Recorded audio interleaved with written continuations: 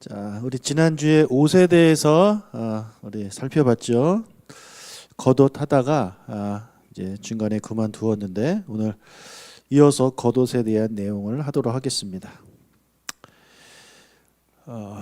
마태복음 9장 20절 21절을 한번 읽어보겠습니다. 12해 동안이나 혈루증으로 앓는 여자가 뒤로 와서 그 겉옷가를 만지니 이는 제 마음에 그 겉옷만 만져도 구원을 받겠다 함이라.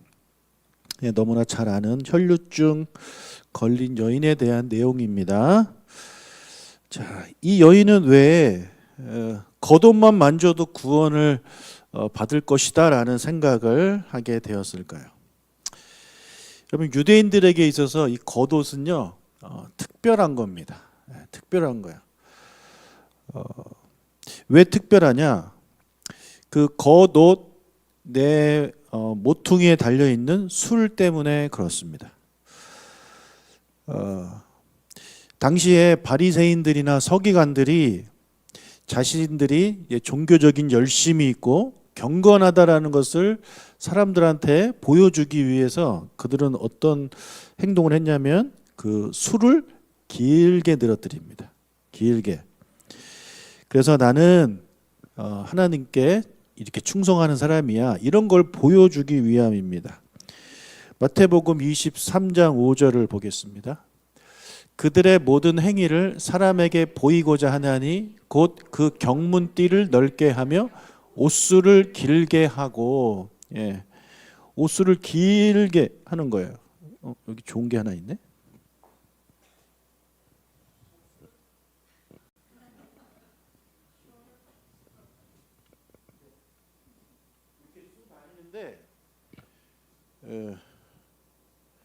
여기 끝에다가 술을 이렇게 길게 주렁주렁 다는 거예요. 그래서 어떤 사람은 이게 너무 길어가지고 땅에 이제 닿는 거죠. 그러다가 걸려서 넘어지기도 하고, 그 정도로 길게 하고 다녔다고 합니다. 그게 길면 길수록 자기가 뭔가 좀 경건한 사람 좀 보인다 이거죠. 목사님들 뭐 가운 같은 거 보면 여기 뭐 이렇게 선 3개 있는 거 있습니다. 그 왜 선 3개인지 아세요? 아디다스라서 선 3개가 아니라 박사들은 가운에요 이 선 3개가 달려 있습니다. 그래서 나는 박사야 이거를 보여주려고 목사님들이 가운에다 그걸 답니다. 저는 박사가 아니라서 가운도 안 입습니다만은 그런 걸 보여주고 싶은 거예요 사람들이. 여기 보면 경문이 나오는데 저 경문은 뭐냐면 이마에다가 다는 하나의 바구니거든요. 조그마한 바구니예요. 그래서 그 바구니 안에다가 이 쉐마 그 말씀을 집어넣습니다.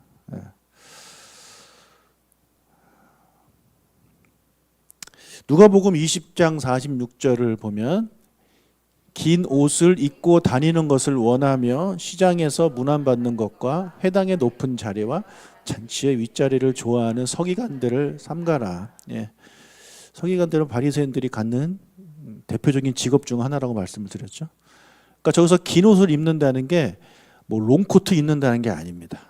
아까 말씀드린 뭐를 늘어뜨리는 거예요? 술을, 겉옷에 달린 술을 이렇게 길게 늘어뜨리는 걸 말하는 거예요. 그래서 저 당시 그냥 일반적인 유대인 남자들은 여기 이마에다가 그 경문을 달고 검은색으로 생겼어요. 근데 그것도 이제 머리에 묶어야 되니까 이 끈이 필요하단 말이에요. 근데 이 끈을 어떻게 한다고요? 저 사람들은 이 두껍게 하는 거예요. 잘 보이게. 아마 이것도 비싼 건 되게 비싸겠죠. 그거를 여기 이마에 대고 그다음에 겉옷을 입고 술을 이렇게 달린 옷을 입고 다녔습니다. 그러니까 예수님도 유대인 남자로 살았기 때문에 그렇게 하고 다니셨을 거예요. 그런데 우리가 영화 같은 거 보면 예수님 그런 거 안 하고 다니시죠. 그냥 긴 머리만 하고 다니시는데 그게 그냥 사람들이 생각한 그런 예수님의 모습인 거고, 예수님의 진짜 2000년 전에 살았던 삶은 저런 옷을 입고 다니시면서, 그러니까 흰 옷 그런 게 아니라 저런 옷 입고 다니면서 술이 조금 달려 있을 것이고 이마에다 경문을 이제 붙이고 다니셨을 것입니다. 그래서 그 겉모습 옷만 봐도 이 사람이 유대인이지 아니지 않은 거예요.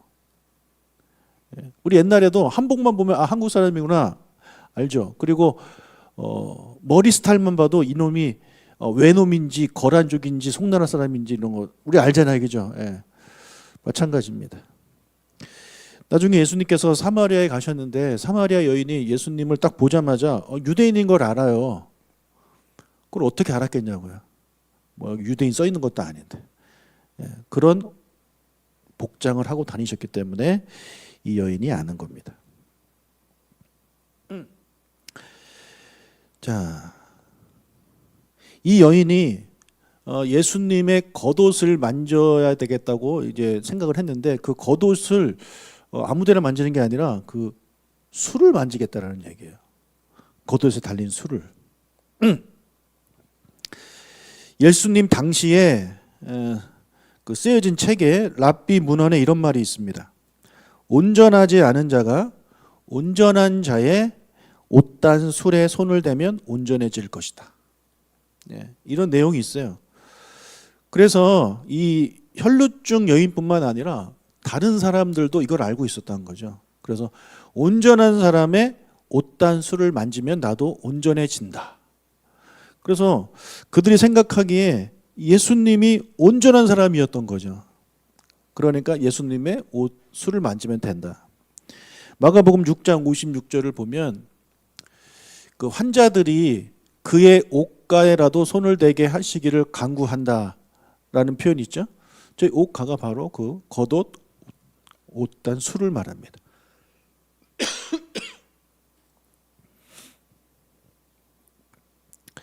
자, 그래서 그 여인이 예수님의 겉옷 그 술을 만지니까 혈루증이 즉시 나았어요.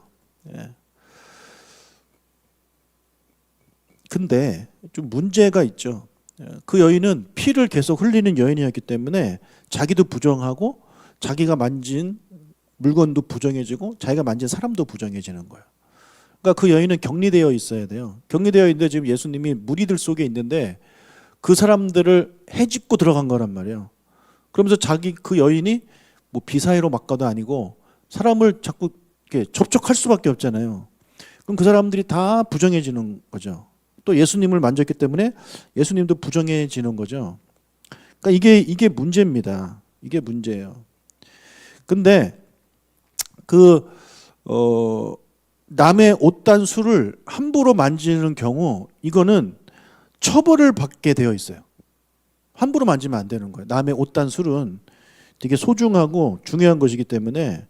그런데 그런 처벌이 있지만 옷단술을 만지고도 처벌받지 않는 사람들이 있어요. 누굴까요? 그 옷단술 입은 사람의 자녀입니다. 아이가 아빠 거 옷단술 막 만지고 논다고 막 처벌받는 게 아니에요. 아이니까 그럴 수 있잖아요. 그죠? 그러니까 자녀는 그게 가능해요.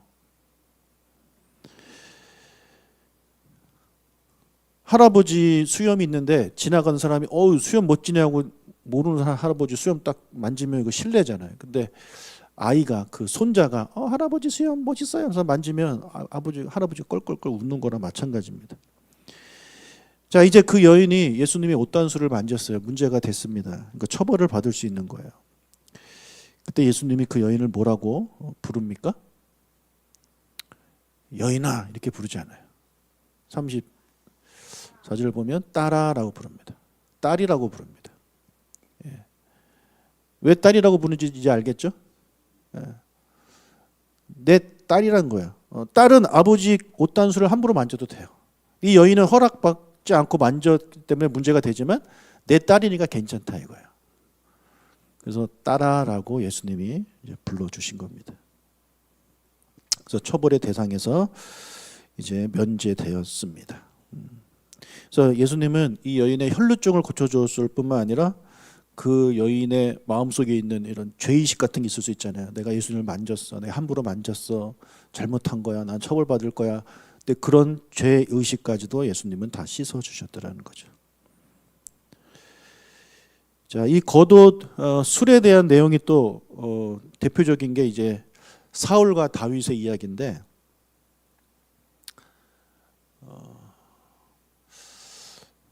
여러분 이 내용 또 잘 아실 겁니다. 다윗이 사울을 이제 쫓아다니죠. 10년 동안 다윗이 도망을 다니는데 유다 광야로 다윗이 도망가요. 거기서 계속해서 사울을 피해 다닙니다. 이게 얼마나 힘든 생활입니까? 그때 다윗이 엔게디 광야의 한 동굴로 들어가서 쉬고 있었는데 그때 사울이 그 안으로 용변을 보기 위해 들어옵니다. 완전 무방비 상태인 거죠. 그때 이제 다윗의 부하들이 말하잖아요. 죽여라. 하나님이 주신 기회다. 죽여라. 이렇게 말을 합니다. 그런데 다윗은 어떻게 하냐면 죽이지 않고 사울의 겉옷 자락을 뱁니다. 읽어볼까요? 다윗의 사람들이 이르되 보소서 여호와께서 당신에게 이르시기를 내가 원수를 내 손에 넘기리니 내 생각에 좋은 대로 그에게 행하라 하시더니 이것이 그날이니이다 하니 다윗이 일어나서 사울의 겉옷자락을 가만히 베니라. 그러한 후에 사울의 옷자락을 뱀으로 말미암아 다윗의 마음이 찔려. 자, 옷자락을 뱉다고 했습니다. 자, 무엇을 베었을까요? 술을 벤 겁니다. 그렇죠. 우리 배운 사람은 확실히 다릅니다. 그냥 옷 아무데나 벤 게 아니에요. 그 옷단 끝에 달린 술을 벤 겁니다. 다윗은 그 술을 벤 것만으로도 마음이 찔려 이제 괴로워했습니다. 아까 말씀드린 대로 겉옷이 특별한 이유는 그 술 때문에 그러는데 그 술이요, 겉옷에 달린 그 술이 그 사람의 종교적인 사회적인 권위와 정체성, 신분을 보여주는 거야. 그러니까 왕의 술이니까 얼마나 화려하고 대단했겠습니까? 근데 그 술이 4개가 한 쌍이에요. 4개가 한 쌍인데 이 중에 하나라도 손상이 되면 4개를 다 바꿔야 된대요. 우리 자동차 타고 가도 하나 펑크 나면 어떻게 해야 돼요? 하나만 바꾸면 되는데 그거 다 바꿔야 되는 거예요. 자, 지금 다윗이 사울의 그 술 하나를 베었습니다. 그럼 이제 3개 달려 있는 거죠. 그래서 지금 다윗은 사울의 권위에 아주 치명적인 그런 것을 이제 행하게 된 것입니다. 그래서 다윗 입장에서는 그것도 괴로운 거예요. 내가 직접 왕을 죽인 건 아니지만 왕의 권위를 자기의 손으로 이렇게 추락시켰다는 것에 대해서 너무나도 괴로운 마음을 지금 하고 있는 겁니다. 옷 아까워 이래서 괴로워하는 게 아닙니다. 자, 그러면 사울은 왜 다윗은 옷단수를 베었느냐? 지금 주변에서 그러잖아요. 당신의 원수다. 저 사람 죽여라 하는데 지금 이 사람들은 다윗을 따라다니면서 목숨 걸고 지금 다윗을 따라다니고 있는 거예요. 예. 근데 다윗이 어떤 결단을 보여줘야 되는 거예요. 여기서 그냥 가자 이게 아니라 어떤 행동을 보여줘야 되는 건데 그가 선택한 행동이 바로 옷단수를 자르는 겁니다. 그래서 그것을 잘랐을 때 다윗 왕을 따르던 사람들 옆에서 죽여라 했던 사람들도 다윗의 그 행동을 보고 그냥 다윗이 그래도 어느 정도 행동을 하는구나라는 것을 이제 인정하게 되는 거죠. 나중에 사울이 용변을 다 보고 나서 이제 나왔을 때 다윗이 말을 하잖아요. 내가 당신 옷자락을 베었습니다라고 이제 이야기를 합니다. 11절 읽어볼까요? 내 아버지여 보소서 내 손에 있는 왕의 옷자락을 보소서 내가 왕을 죽이지 아니하고 겉옷자락만 베었은즉 내 손에 악이나 죄가가 없는 줄을 오늘 아실지니이다. 왕은 내 생명을 찾아 해하려 하시나 나는 왕에게 범죄한 일이 없나이다. 그 자른 옷수를 딱 보여주는 거죠. 사울이 아는 거예요. 저거 내 거네. 예, 내 거네 아는 거예요.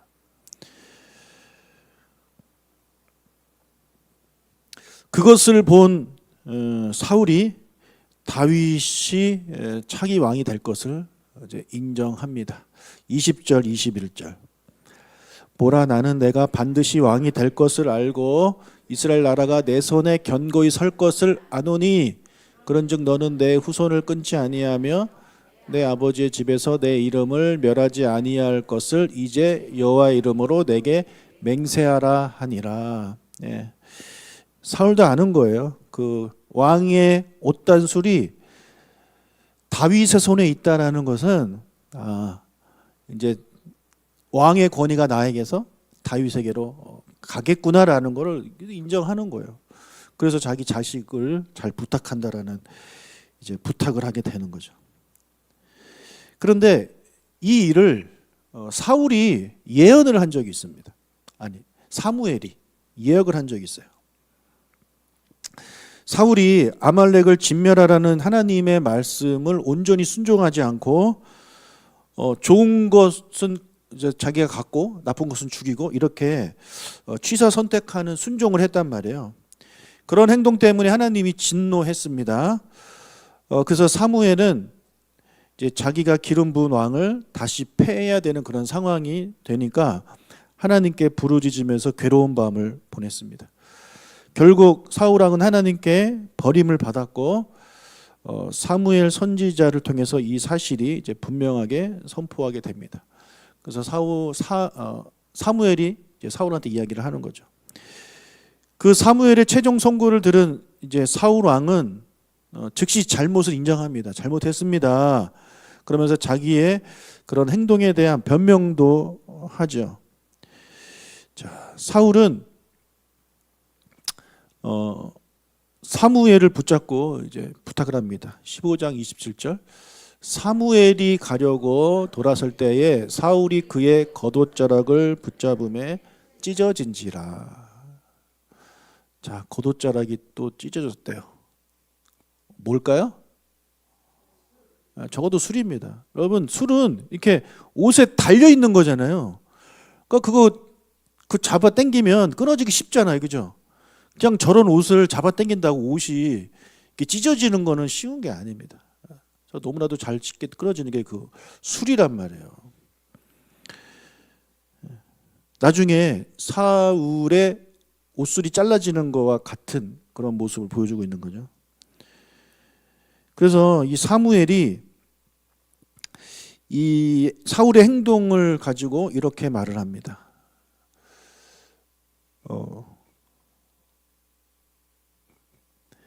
하나님이 이스라엘 나라를 왕에게서 떼어서 왕보다 나은 왕에게 주셨다. 그러니까 이게 옷에서 술이 떨어지는 것을 그렇게 표현한 거예요. 하나님이 이스라엘 나라를 왕에게서 이렇게 떼어내서 다른 사람에게 줄 것이다. 그러니까 그것을 이제 들었던 사울이 지금 다윗이 자기의 옷단술을 들고 이렇게 있는 거 보면은 사무엘이 그때 말한 것이 이것이구나라는 것을 깨닫게 되고, 그래서 다윗에게 이제 너가 왕이 될 것이다라는 것을 이제 인정을 하게 되는 겁니다.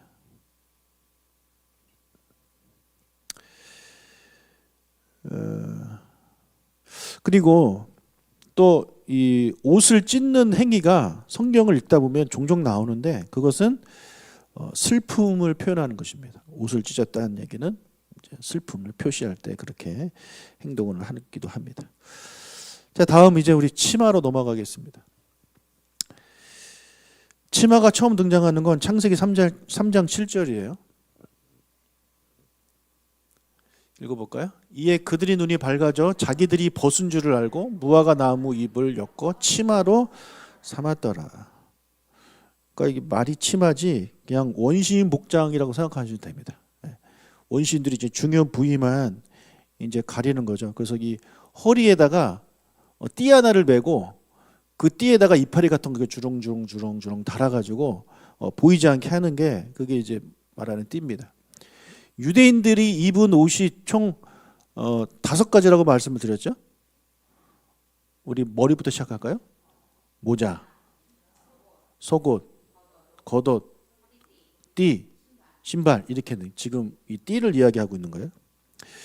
그래서 원래 여기 처음 이 치마가 그 띠를 말하는 거예요. 띠에서 이렇게 주렁주렁 이파리를 단 게 이제 치마죠. 근데 그것이 좀 발전하면서 이제 허리띠가 된 겁니다. 열왕기하 1장 8절. 그들이 그에게 대답하되 그는 털이 많은 사람인데 허리에 가죽띠를 띠었더이다 하니 그는 디셉 사람 엘리야로다. 자, 가죽에 허리띠를 맨 사람, 대표적인 사람이 이제 엘리야고, 또 한 명 더 있죠? 세례 요한. 마태복음 3장 4절에 보면 이 요한은 낙타털 옷을 입고 허리에 가죽띠를 띠었다. 예. 그래서 겉모습 복장부터 세례 요한은 엘리야의 모습으로 온 것을 이제 보여주고 있는 것입니다.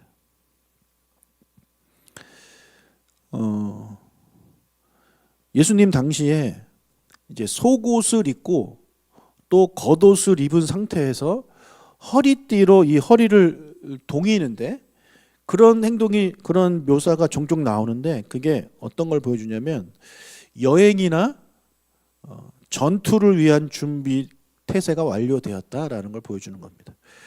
출애굽기 12장 11절 너희는 그것을 이렇게 먹을지니 허리에 띠를 띠고 발에 신을 신고 손에 지팡이를 잡고 급히 먹으라. 예, 이거 빨리 나갈 준비하면서 먹으라는 거예요. 천천히 여유 있게 먹으라는 게 아닙니다. 예레미야 1장 17절 그러므로 너는 내 허리를 동이고 일어나 내게 명령한 바를 다 그들에게 말하라. 자, 이것도 뭘 보여주는 거예요? 그들에게 너가 전할 말이 있는데 천천히 해라? 빨리 하라는 거예요. 그걸 이렇게 표현을 하고 있는 겁니다. 자, 이 겉옷을 입고 속옷 겉옷을 입고 허리띠를 띠면 이 허리띠와 위에 부분 사이가 이렇게 손이 들어가잖아요. 여기 헐렁한 공간이 생기는데 여기를 성경은 뭐라고 하면 전대라고 말해요. 전대. 마태복음 10장 9절 10절에 보면 예수님이 전도 여행을 떠나는 제자들한테 이런 표현을 했어요. 너희 전대에 금이나 은이나 동을 가지지 말라. 그러니까 이 품 안에다가 돈 같은 거 두지 말라는 거예요. 근데 이 전대에는 저런 돈만 넣는 게 아니라 또 무엇을 넣고 다녔냐면 칼 같은 무기도 여기다 놓고 다녔습니다.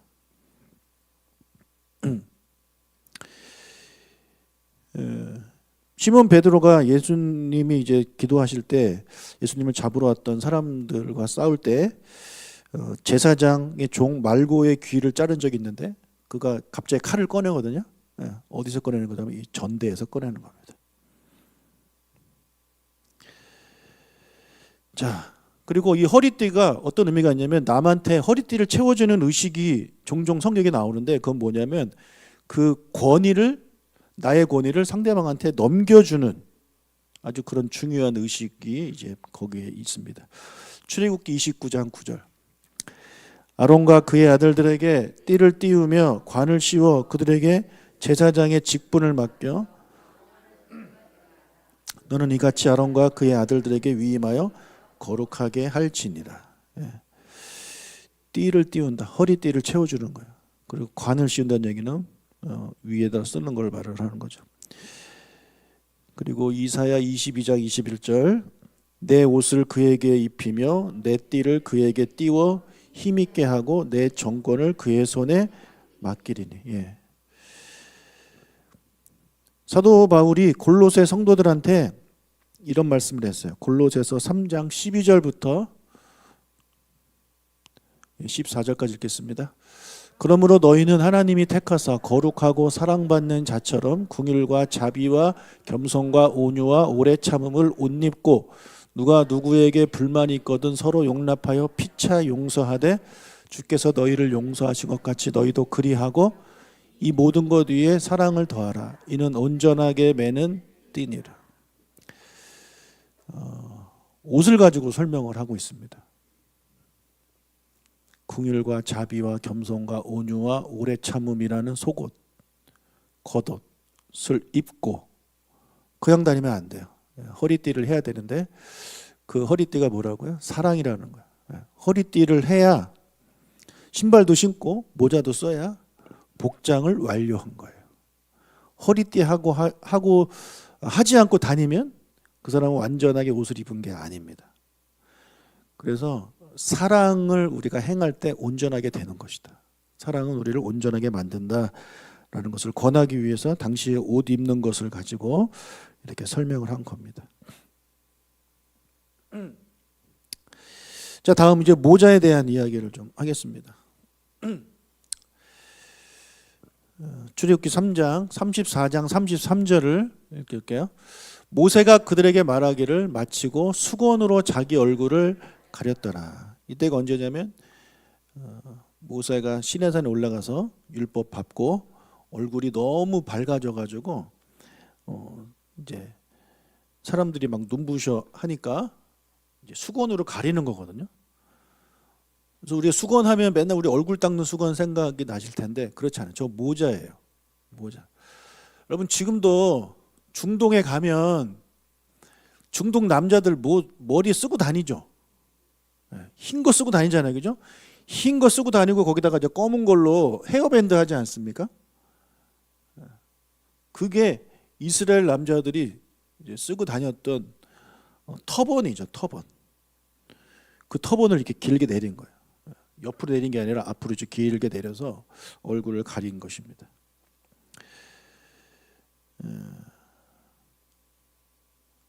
남자들은 터번을 썼다면 여자들은 이제 베일을 씁니다.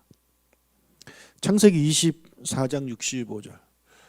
종에게 말하되 들에서 배회하다가 자가 누구냐? 종이 이르되 이는 내 주인이니이다. 리브가가 너울을 가지고 자기의 얼굴을 가리더라. 리브가가 처음 등장할 때 이제 이삭과 만나는 장면인데 리브가가 너울을 가지고 얼굴을 가렸대요. 이게 이제 베일이죠. 여러분들 결혼식 때 한번 써보셨나요? 지금은 안 쓰나 모르겠는데 그걸 말하는 거, 얼굴 이렇게 가리는 거. 제가 여기 처음 삼정동 왔을 때 아랍 여자들이 이렇게 히잡이라고 하나요? 그거 쓰고 다니는 걸 보면서 와, 내가 한국에서 저런 광경을 보내 했는데 이사 가셨나 봐요. 이제 그건 안 보이셔요. 아니면 그거 다 집어 던지고 청바지 입고 다니시는지 모르겠는데 그러니까 지금 중동에서 하는 그런 옷을 생각하시면 돼요. 그래서 여자들이 여기서 이렇게 너울을 씁니다. 근데 성경에는 너울, 화관, 면류관, 관, 모자, 수건 등등 이렇게 다양하게 한글로 이제 번역이 됐습니다. 제사장이 성막에서 일을 할 때 그 복장에도 모자가 들어가는데 이 특별한 터번을 머리에 둘러요. 세마포로 만든 거예요. 그거를 성경은 관으로 표현합니다. 아까 우리 봤지만 출애굽기 28장 39절에도 나와요. 너는 가는 배실로 반포 속옷을 짜고 가는 배실로 관을 만들고 띠를 수놓아 만들지니라. 제사장이 쓰는 모자를 말하는 겁니다. 다음 마지막 신발. 우리 신발 가겠습니다. 신발하면 우리가 제일 먼저 떠오르는 게 사도 요한이 한 말이 있죠. 그 말을 보기 전에 우리 지금 탕자 보고 있는데 이번 주 본문에 나오는 내용이에요. 보면은 누가복음 15장 22절 보면 아버지가 종들한테 하는 말입니다. 지금 탕자를 보고 하는 말이에요. 제일 좋은 옷을 내어다가 입히고 손에 가락지를 끼우고 발에 신을 신겨라.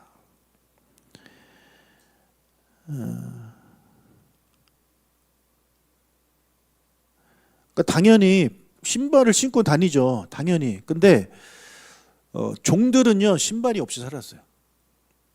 종들은 신발 없이 다닙니다. 맨발로 다녀요.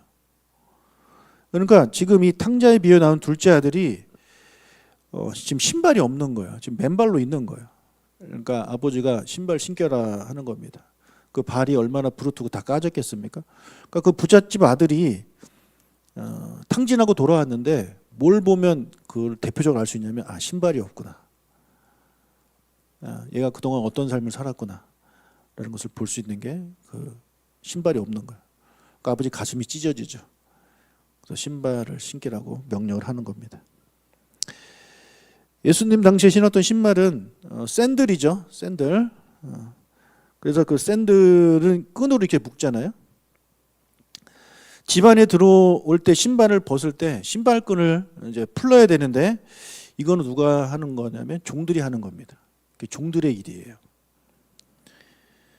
세례 요한이 예수님과 관련해서 이렇게 말씀을 하고 있죠. 읽어볼까요?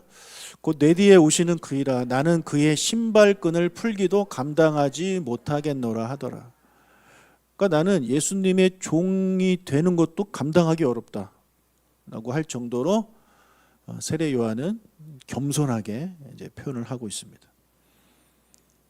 당시 이 신발끈은 정말 하찮은 거예요. 뭐 대단한 게 아니에요. 하찮은 거예요. 그 하찮은 일을 하는 게 종인 거예요. 옛날에 창세기에 보면 아브라함이 아비멜렉 때문에 부자가 되었다는 말을 듣고 싶지 않아서 신발끈도 내가 너한테 받지 않겠다라는 말을 한 적이 있어요. 창세기 14장 23절. 내 말이 내가 아브라함으로 치부하게 하였다 할까하여 내게 속한 것은 실 한 오락이라도 들매끈 한 가닥도 내가 가지지 아니하리라. 들매끈이 신발끈입니다. 그것도 받지 않겠다라는 거예요. 신발을 스스로 벗는 그런 때가 있는데 그건 언제냐면 아까 옷을 찢는 것과 마찬가지로 슬픔을 표현할 때 스스로 신발을 벗습니다. 다윗이 자기 아들 압살롬이 반역해서 예루살렘으로 쳐들어오니까 이제 피신을 하는데 그때 감람산을 넘어가며 신발을 벗고 맨발로 울면서 갑니다. 이것은 아들의 반역 때문에 오는 그 슬픔을 나타내는 행위죠. 사무엘하 15장 30절. 다윗이 감람산길로 올라갈 때에 그의 머리를 그가 가리고 맨발로 울며 가고 그와 함께 가는 모든 백성들도 각각 자기의 머리를 가리고 울며 올라가니라. 머리를 가렸다고 하는데 뭘로 가렸을까요? 남자는 터번, 여자는 베일로 이제 가리는 겁니다.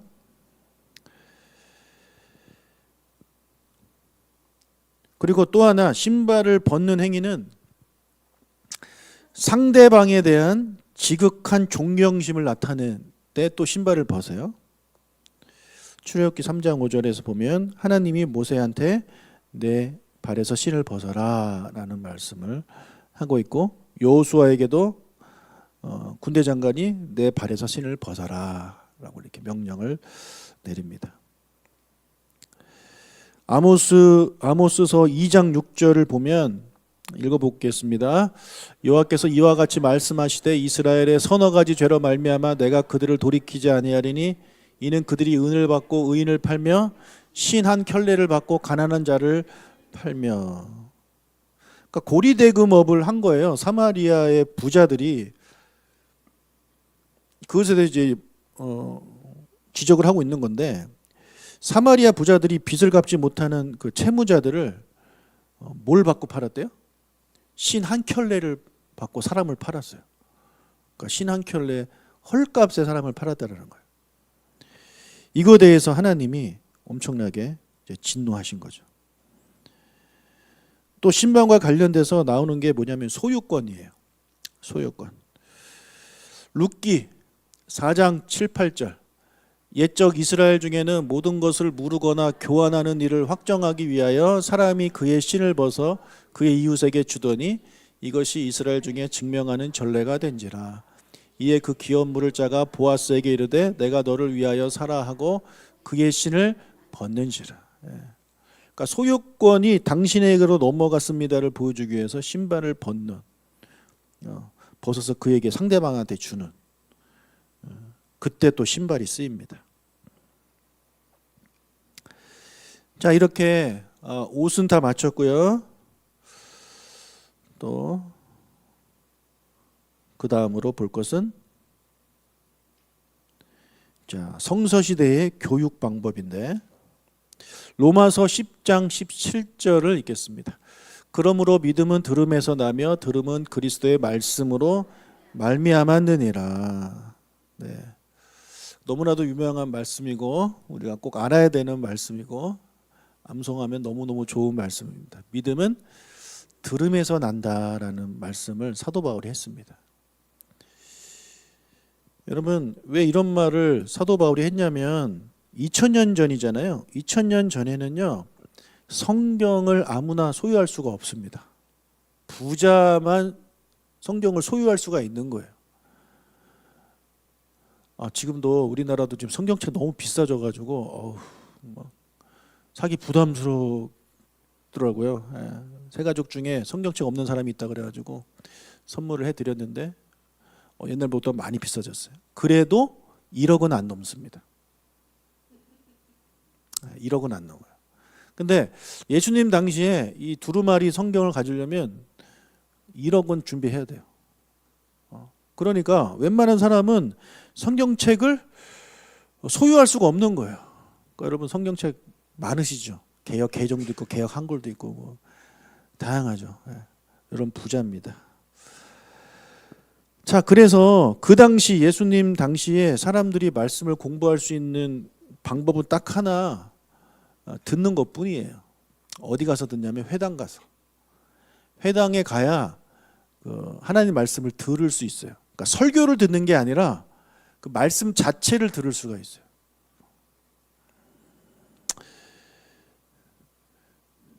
그리고 그러니까 그 성경책은 히브리어로 써져 있는데 그것을 통역해 주는 서기관이 또 필요한 거예요. 바벨론의 포로로 끌려가잖아요. 이스라엘이 바벨론의 포로로 끌려갔는데 다시 페르시아 제국 때 돌아옵니다. 그때 돌아온 사람들은 70년이라는 세월이 지나서 히브리어를 좀 모르는 거예요. 긴 세월이잖아요. 그리고 페르시아 제국에서 썼었던 공용어인 아람어를 그대로 이제 편하게 쓰는 언어가 된 겁니다. 근데 성경은 히브리어로 써 있잖아요. 구약 성경은. 그러니까 그것을 이제 통역해 주는, 아람어로 통역해 주는 사람이 필요한 겁니다. 그게 서기관들이에요. 그래서 에스라가 그 일을 처음으로 했습니다. 그래서 에스라가 최초의 서기관인 거죠. 그래서 그 서기관들이 그 성경도 직접 쓰고, 그러니까 따라 쓰는 거죠. 필사하고 그 성경을 읽어주고 때로는 성경을 해석해주고 그 역할을 했던 게 서기관들입니다. 그러니까 성서 시대 이스라엘 사람들이 하나님 말씀을 알려면 회당에 가서 앉아서 들어야 되는 거예요. 그래서 들어야 믿음이 생긴다라는 표현을 쓰고 있는 겁니다. 그러니까 설교를 들어야 믿음이 생긴다는 게 아니라 지금 우리한테 저걸 적용한다면 성경을 읽으라는 얘기예요. 성경을 읽어라. 그래야 믿음이 생긴다라는 표현을 하고 있는 겁니다. 근데 우리는 이제 돈이 없어서 성경이 없어서 못 읽는 게 아니라 이제 읽기 싫어서 안 읽는 거죠. 대신 말씀 듣는 거로 만족하고 말씀 듣는 거를 더 좋아하고 우리가 그렇게 적용을 하는데 사도 바울이 여기서 말하고자 하는 것은 성경을 이야기하는 거예요. 너희들이 성경을 읽어야 된다. 근데 성경이 없으니까 성경을 들어야 된다. 그 말을 하고 있는 겁니다.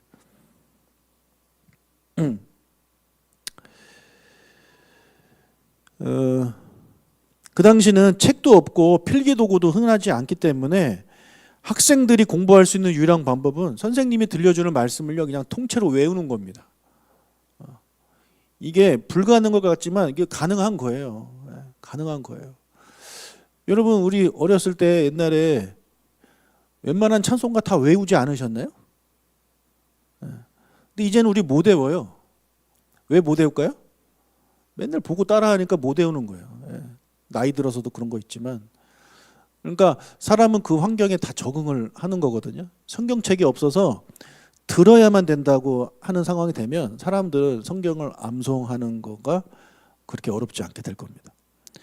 그래서 계속해서 이들은 통째로 암기하는 거예요. 그래서 모세오경 암송하는 거는 기본입니다. 그들에게 있어서.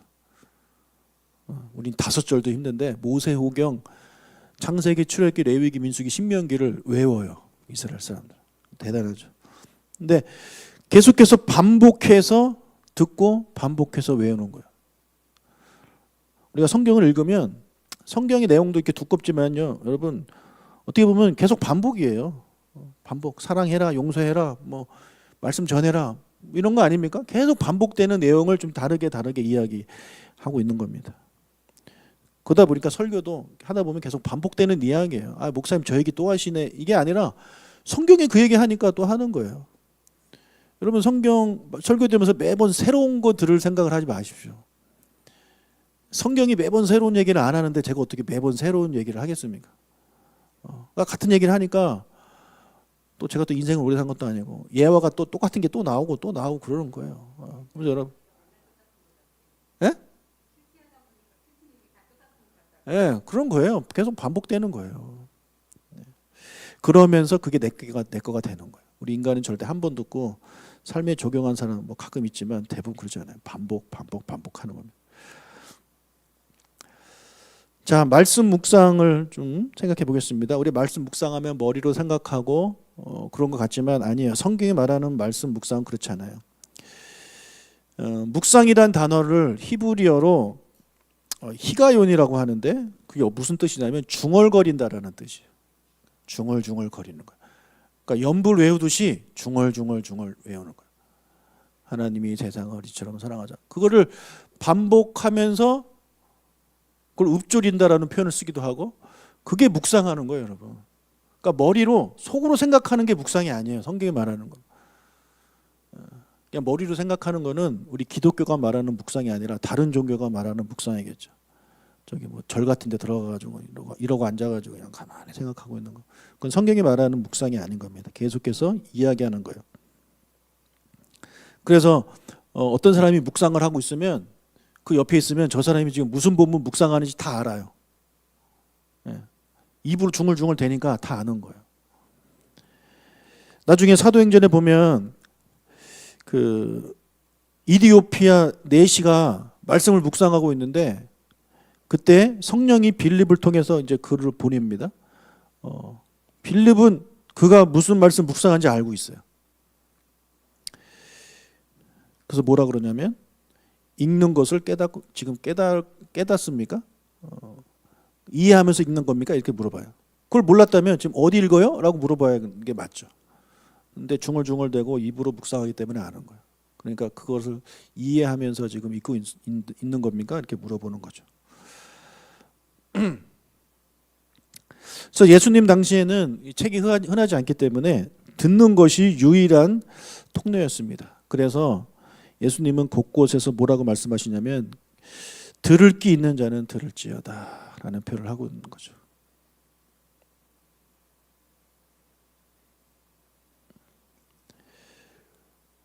자, 시간이 23분인데요. 하나만 더 하겠습니다. 자, 자녀 교육과 성인식에 대한 내용을 좀 하겠는데 누가복음 2장에 보면 예수님을 잃어버리는 그런 내용이 이제 기록되어 있죠. 그때가 예수님 12살 때입니다. 누가복음 2장 42절. 예수께서 12살 되었을 때에 그들이 이 절기의 걸례를 따라 올라갔다가 저 절기는 유월절을 말합니다. 예수님을 잃어버리는 그런 이제 내용이 나옵니다. 자, 제가 이거 한번 누가복음 때 말씀드린 것 같은데 기억하시는지 모르겠네요. 성인식이 이스라엘의 성인식은요 13세예요. 뭐 20세가 아니라 13세예요.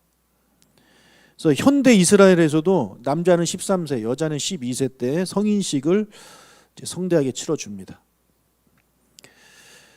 그러니까 우리가 이 아이들 중학교 우리나라 13살이면 6학년이죠. 예. 그러니까 13살부터 이제 티네이저잖아요. 10대잖아요. 그러니까 10대 아이들을 우리가 어리게 볼 게 아니에요. 성경에서는 그들을 성인으로 봐요.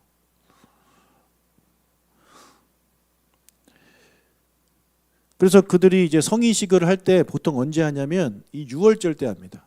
유월절 때 성전을 방문하잖아요. 방문했을 때 그들이 그 성전에서 성인식을 해줘요. 그래서 12살 그러니까 12살 돼가지고 성전에 올 때는 성인이 아니었는데 유월절 지키고 다시 돌아갈 때는 성인으로 돌아가는 거예요. 네.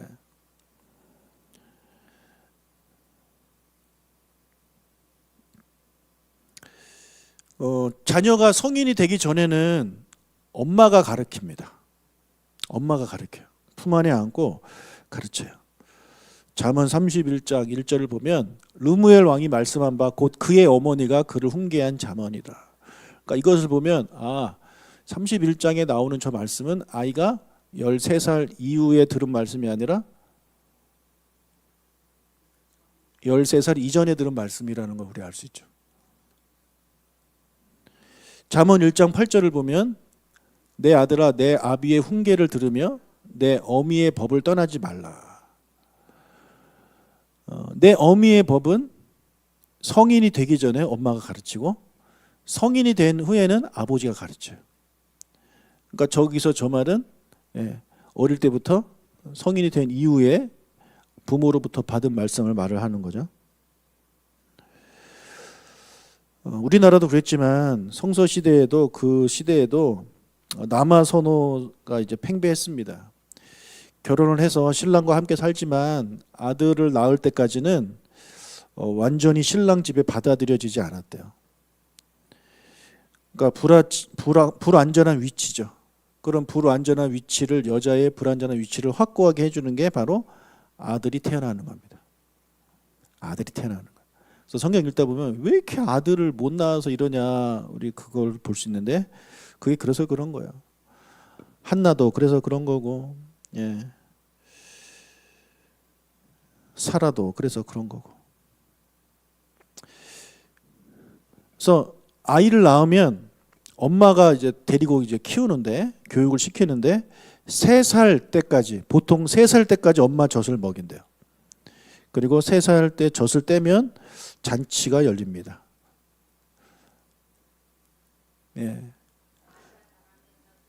이삭이 젖을 떼던 해에 아브라함이 큰 잔치를 베풀었더라. 이게 그 당시의 풍습입니다. 그리고 한나는 사무엘을 얻은 다음에 젖을 떼니까 이제 성막으로 보내죠. 엘리 제사장한테 보냅니다. 그래서 남녀의 역할이 그 당시는 철저하게 구별됐어요. 그래서 아들은 성인이 되기 전에 자녀, 그 중에서 아들은 어머니, 누나, 이모, 고모와 같은 여자들과 함께 자라는 거예요. 그들과 함께 보호하고 그들한테 교육을 받으면서. 그러니까 어떻겠어요? 거기서 좀 스파르타 훈련을 걸 엄마들이 시킬까요? 그렇지 않아요. 이렇게 내 새끼 이러면서 이렇게 하는 겁니다. 지금도 우리 집사람은 한겨레가 이제 20살이 됐는데도 신부름 보내려면 당신이 가 그럽니다. 아들을 너무 아껴가지고 맨날 나만 시켜요. 아들 뭐 시키면 걔는 안 돼, 힘이 없어 이러면서.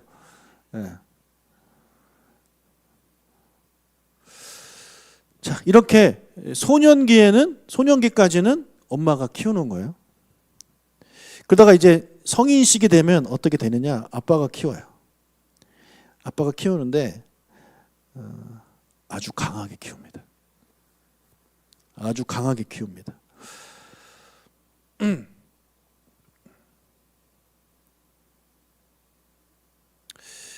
욥기 32장 6절을 보면 엘리후가 욥과 그 친구들한테 한 말이에요.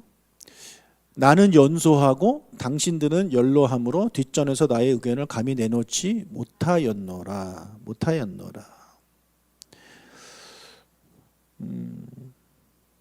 그러니까 우리는 유아기가 있고 소년기, 그러니까 청소년기가 있고 성인기가 있는데 이 당시 예수님 당시에는요, 성서 시대에는 이 유아기에서 곧바로 거의 성인기로 가는 거예요. 성인으로 가는 거예요. 그러니까 13살부터 성인으로 인정을 한다니까요. 그러니까 소년기가 거의 없다고 봐야죠. 그렇죠. 그러니까 여기서 지금 나는 연소하다라는 표현을 쓰고 있는데, 그러니까 지금 이 사람이 몇 살인지는 정확히 알 수 없지만 되게 어린 나이에 이제 속하게 되는 거예요. 그리고 예레미야가 하나님이 자기를 부르실 때 자기를 아이라는 표현을 써요. 아이. 예레미야 1장 6절에 보면 나는 아이라 말할 줄을 알지 못합니다 라는 표현을 그가 씁니다. 그래서 이제 성인이 되면서 아버지가 교육을 시키는데 무엇을 가지고 교육을 시키냐면 막대기와 채찍으로 훈련을 시킵니다. 예. 그러니까 그동안은 엄마 치마 품 속에서 이렇게 교육을 받다가 성인이 되자마자 이제 강한 훈련을 시키는 거예요. 왜 그러냐면 그 당시 시대가 그런 거예요. 당시 그 시대가 남자가 가족을 지켜야 돼요. 지금처럼 안전히 보호받는 그런 시대가 아니잖아요. 그렇죠? 언제 적이 쳐들어올지 모르는 상황이고 언제 우리 집을 누가 해칠지 모르는 상황이에요. 그걸 지키려면 남자가 지켜야 되는 거죠. 근데 아이는 이제 13살이야. 어리지만 얘는 이제 성인이야. 그러니까 얘를 훈련시키는 거예요. 남자로 만드는 거예요. 시편 127편 4절 5절을 보면 젊은 자의 자식은 장사의 수중의 화살 같으니 이것이 그의 화살통에 가득한 자는 복되도다.